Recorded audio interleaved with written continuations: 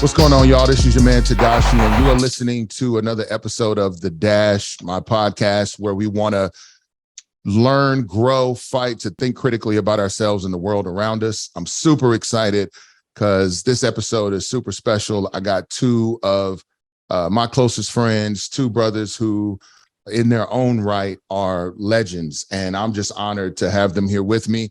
My man Trip Lee and my man Lecrae. Thank y'all for jumping on The Dash, bro. I appreciate y'all. How y'all feeling? Wonderful. Feeling good, man. Feeling good? It's good to be here. Yeah, bro. You look rested, Trip. You look like whatever room you're in has provided a sense of rest and calm for you.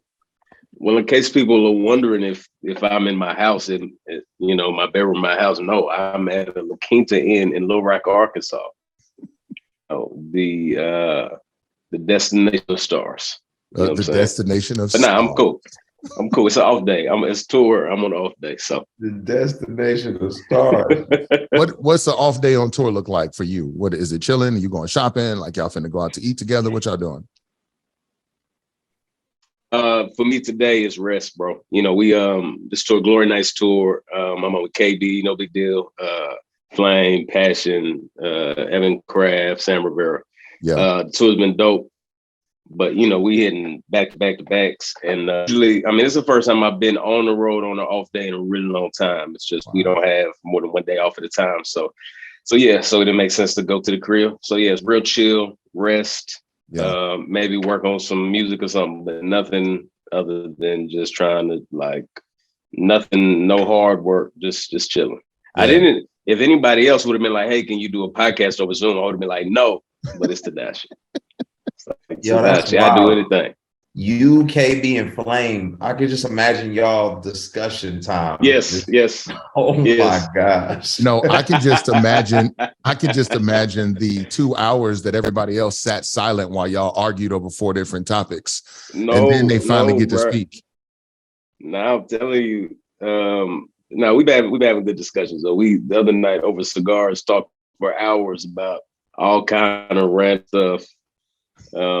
But yeah, we've been having good conversations. But yeah, we're having a lot of conversations.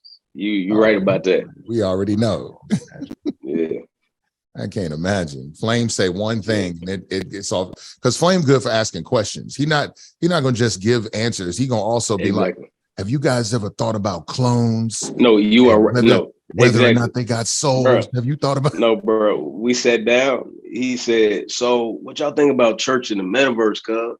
I'm like, what? I bet no lie. But it always ended up in good conversations we was having. So yeah, that's dope, bro. Cray, man, what's up with you, man? I've been locked in the studio for the last month and a half, just working. So what I'm saying, between that and raising teenagers is all my time has been. Man, you talking about teenagers? If you're not sitting there looking like your son right now, oh my God. No. He look like you. Like me. Well, hey, man, however you want to split it. Yeah. I'm just saying, you did something and took 10 years off your life. I don't know what it is, but you look different, bro. I changed my diet, man. That's really a lot of what I did. I just started eating better, man. Chick-fil-A is not, contrary to popular belief, it is not heaven's chicken. It will probably, take some years off your life if you eat it as consistently as I do. So I had to fall back. It'll give you hell's body. For real. Heaven's chicken gives you hell's body. Yeah, for real, man. So, but yeah, man, I've been working. That's real, bro. Man, so there's this song that we got together called Respect My Team that's coming out on this EP that I'm dropping. That's actually out now. It's called This Time Around 2. I did a part 2 installment of it. But for Respect My Team, man, y'all both showed up. I ain't gonna lie, folks didn't think it was gonna happen. They just assumed getting all of us to turn in a verse. What'd you say to me one day, Craig? I am folks. To come by? I am folks. I am folks. Didn't think this was gonna happen. I'm folks.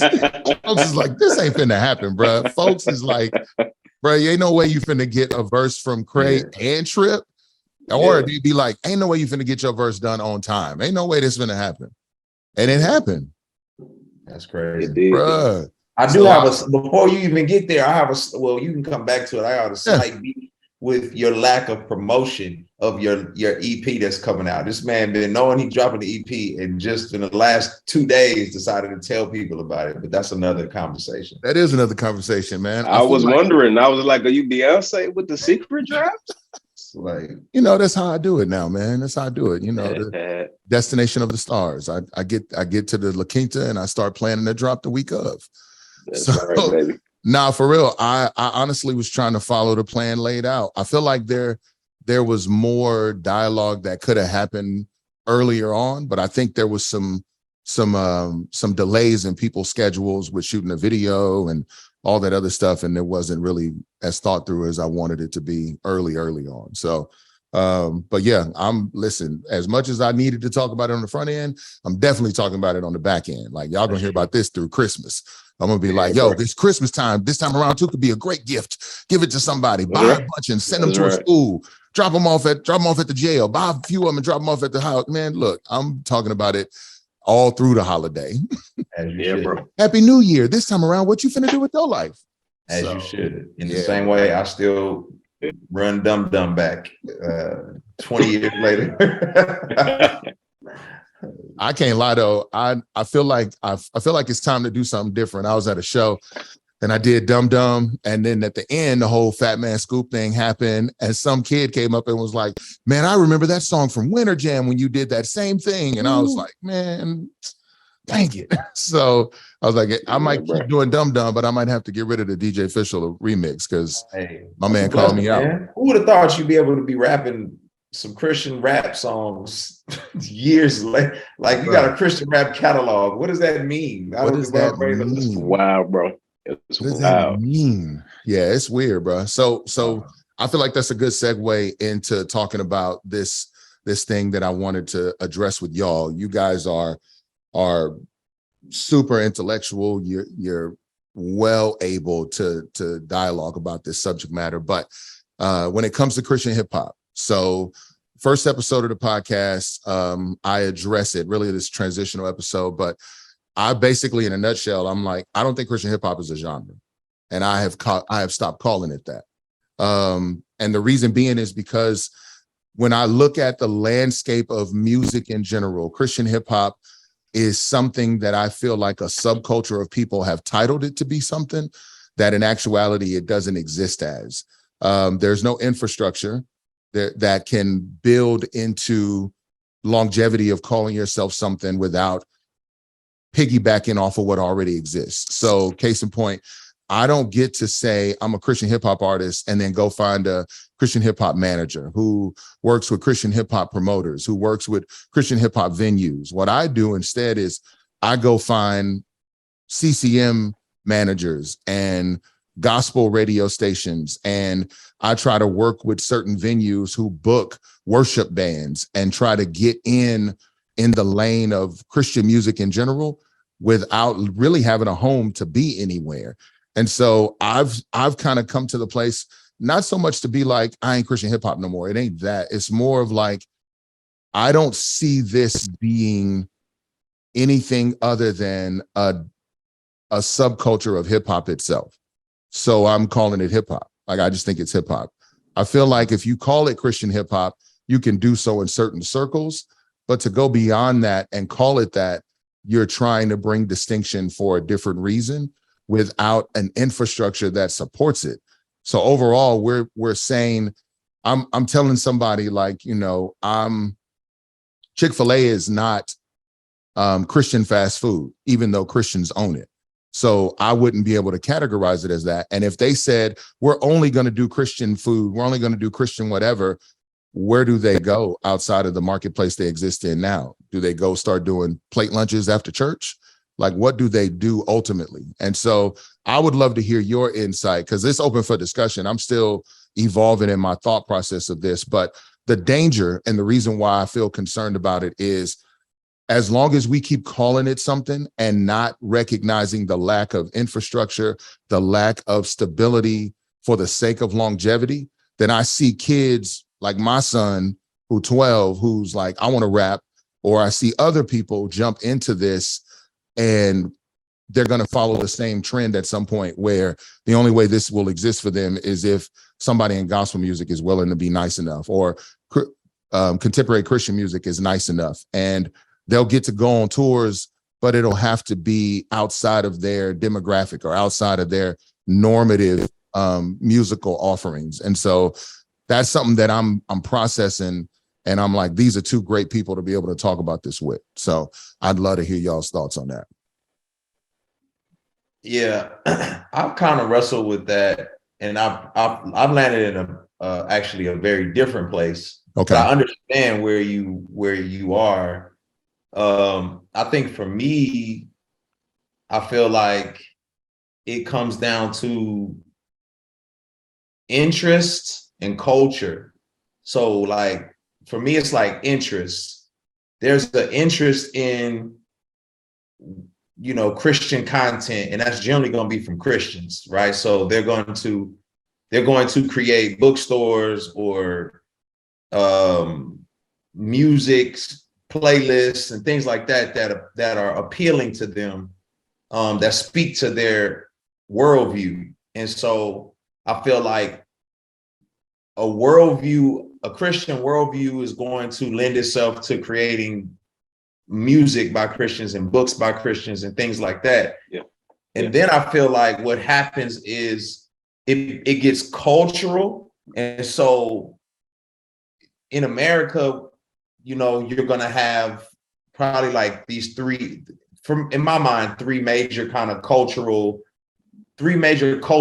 that assimilate or gravitate toward Christian worldviews. And that's the Hispanic or Latin culture, African American or Black culture, and then white, you know, or white American culture. Yeah. And so because of that, I feel like there's people with a Christian worldview, but they're Hispanic. So they start a Hispanic radio station that plays Christian music done by Hispanic people. And then there's a Christian worldview that is done by white people, and they start, you know, playing music that they're interested in, and they got a radio station. And there's a Christian worldview by Black people. So for me, I feel like because hip hop is younger and newer, it's multicultural too.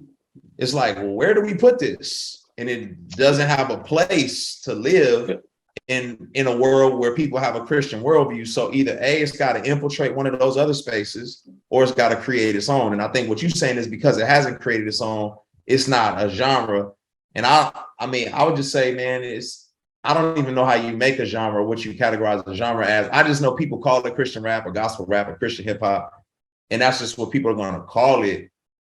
And I just look at it like, you have to, it just needs a landing place, you know. And sometimes if the music lends itself to the cultural interests of white people, it's going to land on CCM contemporary radio.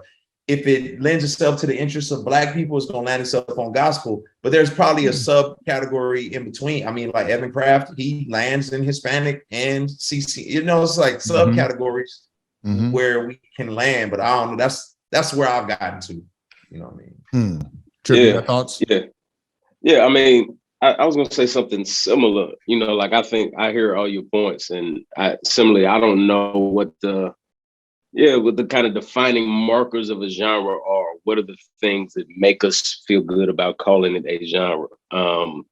I do agree that like, no matter what we do, that is what people will call what we're doing. And there are some helpful things about categorizing it that way, because, you know, I just remember, being in high school and just like wanting to hear people rap about Jesus. It was like, this is what my heart is beating for. And I also want to hear people who are rapping about this, like real life. If I don't want to hear this. And it was dope to be like, oh, there's this thing, Christian hip hop, where there are lots of people who are doing this. And now there's, you know, even more good stuff than there ever was. And so, yeah, I mean, it definitely does not have the infrastructure of other genres. That's stuff that I think can be helped.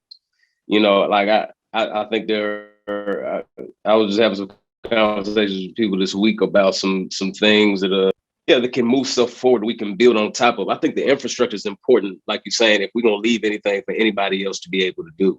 so that they don't have to start from scratch. They don't have to fight all the battles that we fought. So they don't have to beg for a place for somewhere to exist. Yeah, bro. If we can build some stuff that like we can let people stand on our shoulders, I think that's really important. And that includes stuff we can do, I don't know, like tours or that kind of thing. But it also, I think, includes some of the managers, promoters, all of that stuff.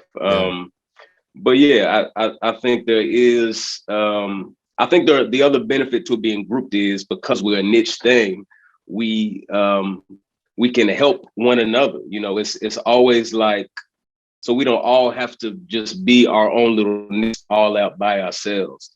Now, again, I don't know how that goes towards classifying it as a genre, but there are helpful things.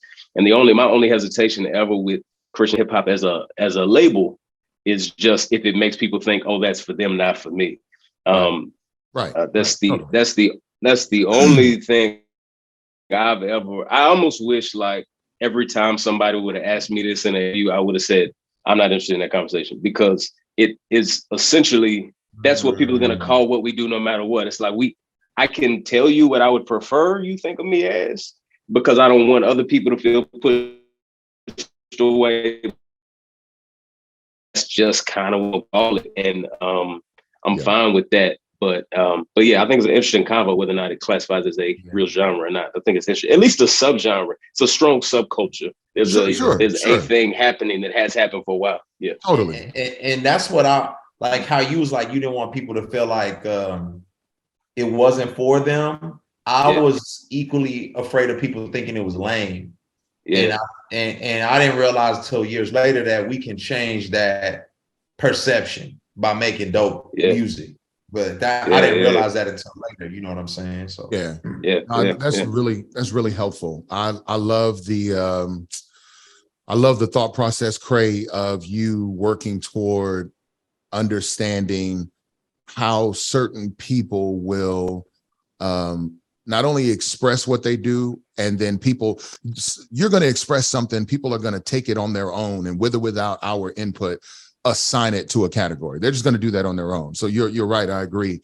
And Trip, I do think there's benefit in there being a collection of us in an identity standpoint. Like, oh, we are a group. We exist as something unique within whatever we're within. I do think those things matter. I know because even like would you sorry to interrupt you. You're good. Would you see other subgenres? I don't know, like drill, like UK drill, like it's hip hop, but it's also its own thing. The unique thing about Christian hip hop though is we don't have it's not like we have a particular sound that's different. That's what's different than us from like gospel music. It's like, it's not just that there is content about God, it's a distinct culture and sound. That's the thing that Christian hip hop doesn't have, this long culture of a particular sound that's influenced all these other genres that exists on its own like that. But not that that's something that we should expect. We want our music to feel like hip hop. You know what I'm saying? We're not trying to make our own thing. Yeah, to Tedashii's point, it is kind of like a subgenre of hip hop. Yes. In that it sounds like whatever is current in hip hop, it just has it's a different worldview, a different content. You know what I mean? Right. Yeah. So like for instance, for your example, Trip, and first of all, I can't fly by this. Trip Lee said, I was in high school wanting to hear somebody rap about Jesus. That struck a chord with me, bro. I'm like, high school, bro? Praise God. I hope my son is like that. I can't lie, bro. I'm like, what? That's just amazing. I've been knowing you for years, so it's not a shock, but I just don't want people who listening to fly by that. Like, wait, he was in high school wanting to hear rap about Jesus? Like, that's a common Trip is different. Why are you acting like he's not different? I just think this is Joseph. It's Joseph with a coat of many colors. What are you talking about, fam? You are dumb. First of all, we all know that you're Joseph, not me. All right. This is true. You don't want to get elevated every room you walk into. Every room. All of a sudden you're ruling. You know what I'm saying? Amen, Trey. Amen. I also went to prison for 5 years. Let's not forget. Y'all was out there free. Y'all was out there free. Eating free world steak and shrimp. I just called No, but I think Trip, you brought up a good point. I want to say this. My processing this whole thing hasn't been about what someone would call us. So I want to make that clear because I don't want people listening to think, oh, it's the same old, same old. They're just talking about it. That's not it at all. What you said is what's standing out to me more. When I looked up one day and I was like, man, when I go to a show, when I get ready to plan an event, when I get ready to do an interview, when I'm about to make a song, I'm considering other genres that I don't exist in, with the hopes that they will gravitate to my music to then allow me to be a part of what they have. Now, you know me, I'm that guy, so information overload. But so a lot of genres, especially genres for quote unquote Black music, started as a way to categorize for the sake of sales. It was a way that it was a way to say, this doesn't fit with this mode of popular music. We got to find a way to categorize it because so many people want it, but it's not popular music. And you know, that's a good point. That's a good point, because I think we think of genres as like some fixed objective category that have always existed. Right. But it's like really like the genre R&B, they just made that up to the Black people, the stuff that Black people are doing. No, you're right. For real, like that is the literal history of coming. It wasn't like because of the distinctive sound, and it's like, oh, because they use these instruments and write these kind of melodies. Yeah, it was like you saying, for the sake of categorizing for sales and all of that. So I get that's an interesting part of the conversation to me too, though. Is it's like some of the genre things are pretty arbitrary anyway. Yes. So here's why I say what I say then, based on that, because it is arbitrary. You have Billboard Music who says we need a rhythm and blues category so that we can know how to categorize sales, because that's what it came down to. How many sales are they getting? Are people buying this music? So therefore, can we then book a venue space and do an event with this person? The categorization of it came from these entities. We, in and of ourselves, adopted. I'll speak for me. I adopted the moniker of Christian hip hop because it is what was told to me as I entered into this. I saw Cross Movement. I heard Gospel Gangsters. I heard all these different people doing music, rapping for God. Even when I first got saved and somebody was like, yo, man, you ever heard of Christian rap? Like, it's a group called Gospel Gangsters and this other dude, Prime Minister, they doing their thing. And it's like, sure, I guess I can do that. But it was never really fully presented to me as hip hop. So as I became an artist within the thing that I found out about and started doing it, I started realizing when I look at other hip hop artists, just hip hop in general, even if it's a Modest Yahoo, my man is still rapping and finding ways to get into venues as a rapper. We have to go to the places that, oh, well, we don't really do hip hop here, but we respect what y'all do. So we'll bring you in. And I'm like, this won't be replicated. It won't be a thing that can happen forever unless someone can come in and build the infrastructure. What I mean by infrastructure is there is opportunity for touring entities, management, something beyond just promoting messaging and making dope music. Record labels are starting to exist, which is great, but there's more beyond that where it's like, I don't have to piggyback off. Q not gonna have to piggyback off of CCM if he want to do this one day. There's something already in place. So that's why I'm talking to y'all, because I'm like, what does that look like? Well, you know, even with hip hop, like artists determined that the specifics of it. You know what I mean? Like, it wasn't like there was a class or you know what I'm saying? Initially, even the name was just like, I think Africa Bambaataa was like, oh, I'm gonna use this. Or Kool Herc, one of them said, I'm gonna use this name because the Rappers Delight dude said it. They said a hip hop, the hippie, hippie. And oh yeah, we're gonna take that and make that the name of this whole genre. It's arbitrary. It's like, why are we calling it this? Because they said it like in a song. And then I guess KRS-One decided the elements are right in rhyming, and then we all like, okay, cool. That's whatever you say. You know what I mean? But, so I'm just saying, like, it is more arbitrary. I guess there's been infrastructure placed around it, but infrastructure doesn't care about graffiti. Infrastructure doesn't care Totally. about. I agree. I don't think infrastructure cares about the culture of this thing, but for us who are individuals who respect the culture of not just hip hop, but who we are as Christians, I want to transition into like, well, then how would you respond to the idea that this is not really in and of itself a autonomous genre that people are able to exist in solely as Christian hip hop artists? You got to become something else to exist. Right. I wonder what would have happened if we would have just owned it back in the day and gave it its own elements and definition and just like, are you guys Christian hip? Yeah, we Christian hip. Let me explain you what Christian hip hop is. And you know what I'm saying? Nah, we wasn't wild like that. That was Deuce. That was Deuce. Yeah. Yeah. That's interesting. I'm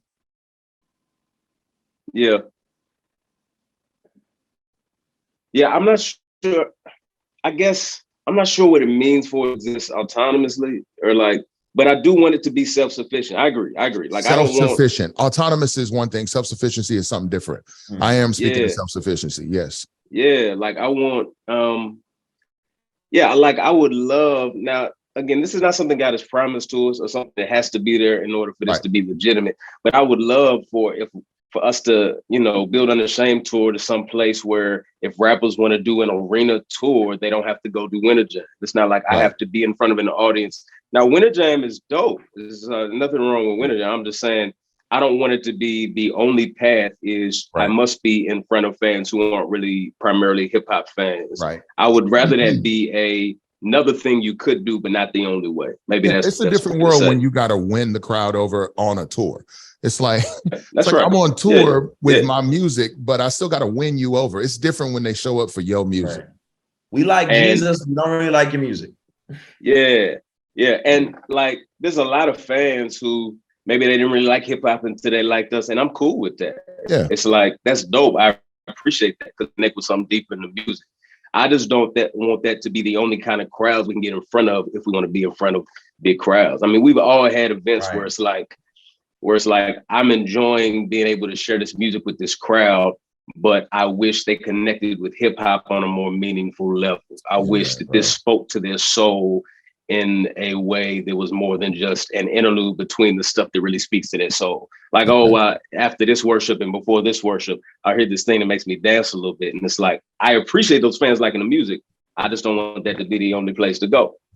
You know what I'm saying? It's like the festivals that we used to have, like Rap Fest and Play. Yes. It was like those festivals. They were special. That is a part of my thinking. I'm like, all right, so from a solution standpoint, again, like you said, Craig, genres only came to be because of certain reasons, but cultural identities for those genres existed because certain people said certain things that all of us agreed upon.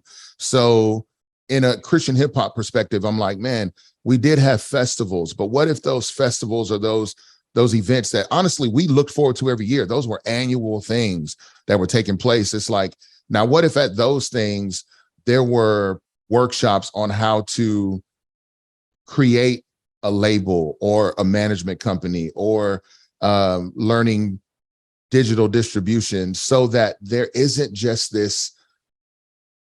I feel like being a Christian hip hop artist, the world wants you to say, man, I'm Christian hip hop all the way. So I love Jesus. I'm all that. Then you put that banner down and you go, now I got to go wear 5 different hats to make this work. I got to go wear the CCM hat and the gospel hat and the hip hop hat and the whatever else makes sense to make this work versus this is the one lane I can run in. So I'm like, I think those things existed like a Flavor Fest or some other event. What was the joint in Philly?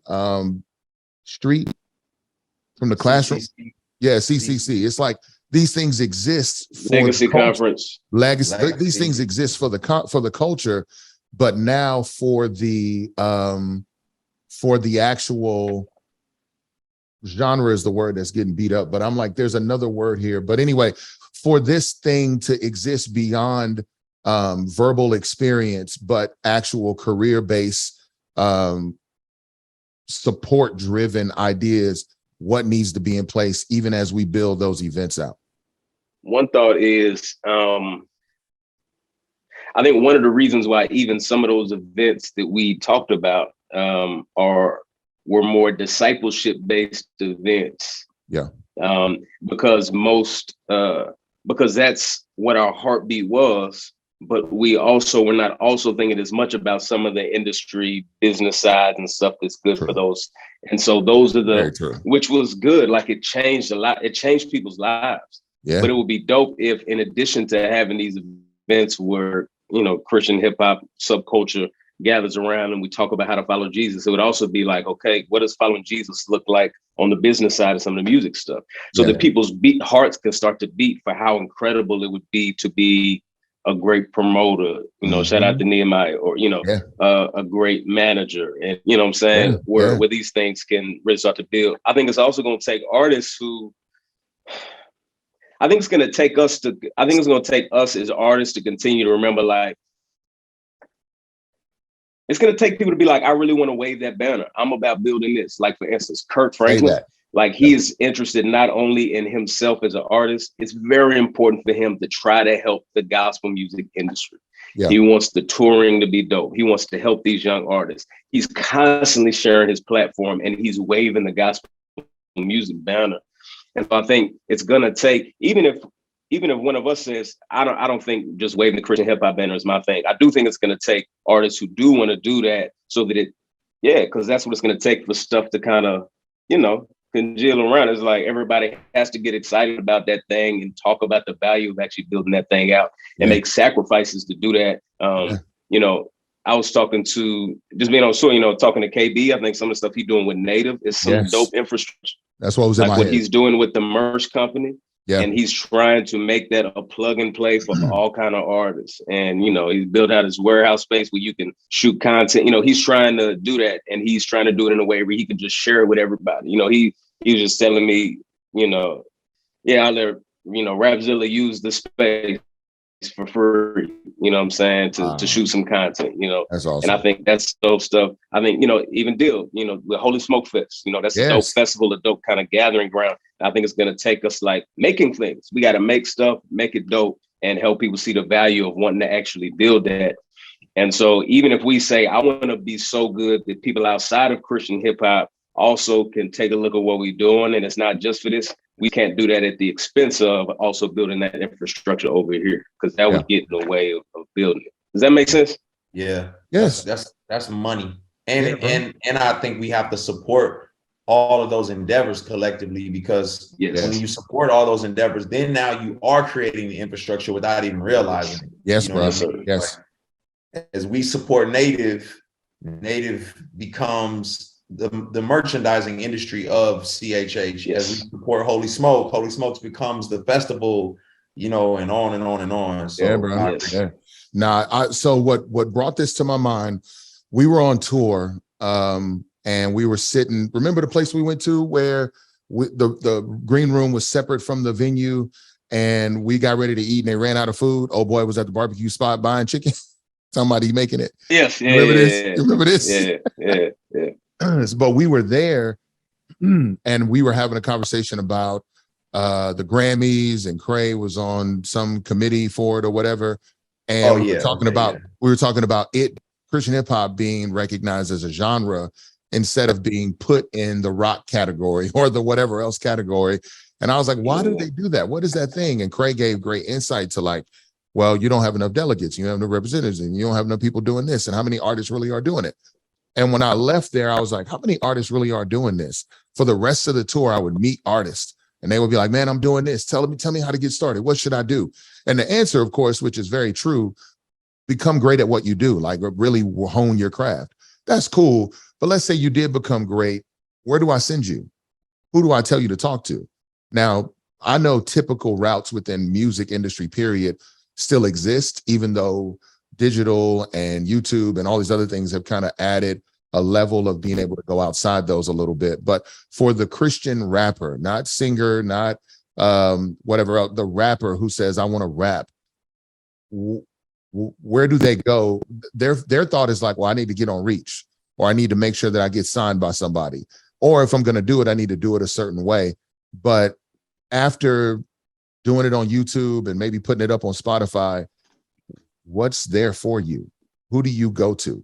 And so I'm like, are you just shooting in the dark at this name of a thing that people called it before you joined it? Or is it a real thing that exists? It's real because we say so, sure. But I'm saying, is it a real thing that exists that if you put into it, it's going to give back to you from a career building standpoint? And that's where my heart began to go overall. And I was like, man, and this is just saying it with a level of grace in mind, but I'm like, you're not going to recreate what Reach was. It's just, you're not going to do that. You may have your own thing and it may become something far beyond, but it's like, you're not going to do that. Don't aim for Reach, aim for what God is wanting you to do. But I think we, as people who have been doing this for a while, can consider how to bring a legitimacy to this beyond good sounding music for those who are coming in going, man, I really want to do this, but there's no support. There's no real system put in place for me to walk into. What does that look like? That's good. So that's where the thoughts came from. Any thoughts around that before we get ready to wrap up? Well, I was going to say, I think, again, this just came from conversation I had this week. I think No Big Deal was saying he thinks one of the things that he thinks the younger generation of Christian rappers need is to learn from the dudes who've been doing it. And I think that goes both ways. It also is going to take us. So part of it is us being intentional to mentor, to reach out, to help, to be like, even before the infrastructure is there, let me connect you with blah, blah, blah, because they're going to help you with this. Yeah. And let me not, it's going to keep people from making all our mistakes, having to start from scratch, even before the infrastructure is there, like at least being like, let me point you to the stuff that I use, and being intentional about that. That's good. No, I agree with that. That's real, bro. That's really good. And also giving them freedom to be themselves, because I do think they feel the pressure of seeing how we did things and being like, but I don't really feel like I'm a teachy person. I just want to do music and talk about what I'm passionate about, and making sure dudes feel free to do that, do you, even some of the ways that we were like, man, I was scared to be me for this many years. Like, let's keep them from the way we felt like we had to be cross movement, just because those were our heroes. And it's like, oh, no. What are the great things I learned from them? And let me be me in those, in those principles, figuring out how to help them have that freedom. What were you going to say, Craig? No, I was going to say, and it's like, it helps us too to listen. It's, even with my kids, sometimes time to time, I just pull them to the side and I'm just like, yo, tell me something you think I need to hear. You know what I mean? Like, what do you think that dad needs to hear to be? And I think giving them that freedom to say like, hey, what do you need from us? You know what I'm saying? Like, what would it look like? And because a lot of times I can just attest to not knowing what they need, because I don't know what they need. And just having them express that to me is helpful. You know what I mean? Like, oh, okay, that's really good. I didn't realize this is something, you know what I'm saying, that you was hungry for or whatever, you know what I mean? So I think that's key. It's such a muddy mixture too, man, because I don't think, like Trip was saying earlier, we haven't had mentorship in terms of the industry and the infrastructure in that regard. Yeah. So, that's all stuff we had to learn on the fly. And then you learn it and you start applying it, but you don't even realize like, oh, it's time to teach somebody else how to do some of these things. Because I just freaking figured out how to do this myself. That's right, bro. No, that's real. You're right. No, that's so real, bro. I just look at the mixture of people who came into this and how disjointed lives were.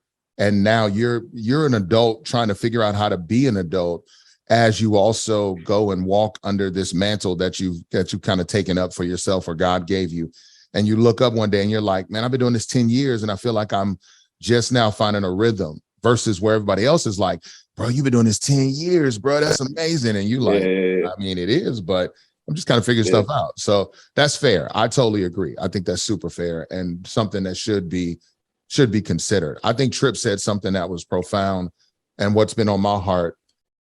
When I think it's this was my dialogue with people when we were on tour. This has been my dialogue with people after the fact. For this to be something more than just a category of hip hop, it has to be a conversation as often as possible with individuals involved in it, that what you're doing is building something for when you're no longer here. And having that in mind, like when you hire a manager, like everybody I'm not like, hey man, I got my merch person, but it's my merch person, so I'm gonna keep them to myself. It's like, well, Craig, Trip, y'all do a great job of saying, no, this is who I worked with. They may be good for you, who knows? But ultimately, those individuals, if there's longevity in their relationship with you, they become a part of an ecosystem that they can play a role in helping to build infrastructure where places like Native North can be born out of, and so forth and so on. So I thought that was a great point, Trip.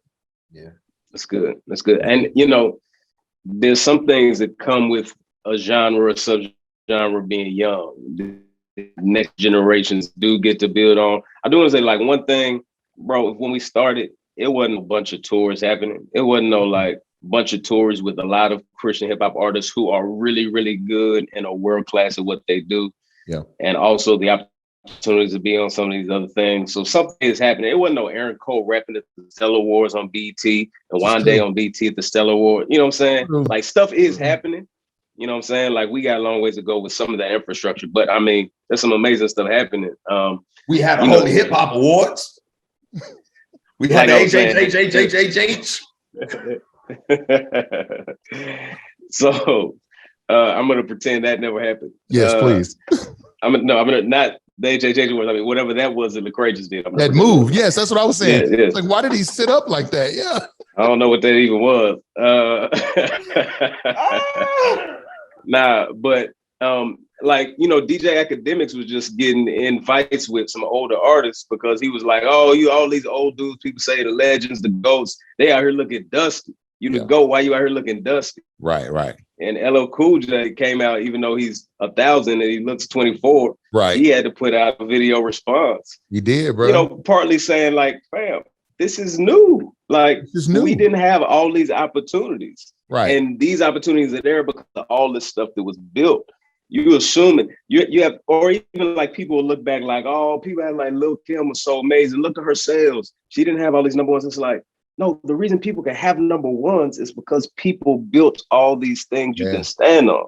She didn't have no gigantic tours. Nobody was doing that yet. Mm-hmm. And it's like, yes, I am perfectly fine with like being like, oh, 20 years from now, oh man, Trip, maybe he wasn't all that because he didn't have all of this stuff, but it's because we've tried to leave some stuff for people to step on.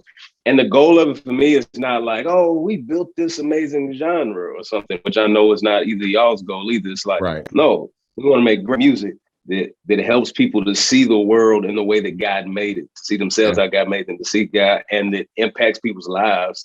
And all that infrastructure helps that to go. You know what I'm saying? It's a train track that we can put good stuff on for it to travel on. You know what I'm saying? Yes. Yeah, bro. That's good. Yes, bro. Wisdom, bro. That's good, bro. Well, fellas, thank y'all so much, man. Like, I can't front. This was good for me just because I got to see y'all faces. First off, I mean, Trip in Texas now, so I don't get to see him as much. But he's not in Texas. Yeah. He's in Arkansas. Oh, that's right. I'm in Little Rock, Arkansas, at a La Quinta Inn. No way, though. Yo, man. What do you say? He's in Little Rock, Arkansas, at a La Quinta Inn. Oh man, well, you enjoy that Wendy's or that Denny's next to your hotel, and we're gonna. Yeah, I'm looking out my window. I can see a Dillard's at a dying shopping mall. That's good. Hey, look at that. There's something near your food court gonna be fire, boy. That Sbarro pizza gonna be amazing. I think Sbarro already left this mall. Oh, there it is. Damn, is that bad? Okay. I think Sbarro has left all malls. Man, well, bro, it's a blessing to me, man. I hope this encourages somebody along the way. Appreciate y'all for being with me, for real, man. For real. So, man, listen, this is another episode of The Dash. Make sure if you haven't done it already that you go and listen to the other episodes. Trust me, all of them help this conversation out even more so you get more from it. But not to mention the fact that we have so much more in store, Season 2 of The Dash is here. I'm your man, Tedashii. Thank you again to Trip Lee and Lecrae for being on the show. Love y'all, man. Blessings to everybody. We didn't have no podcast. We ain't had no podcast, man. I'm trying to build infrastructure, bro. Trying to make it happen.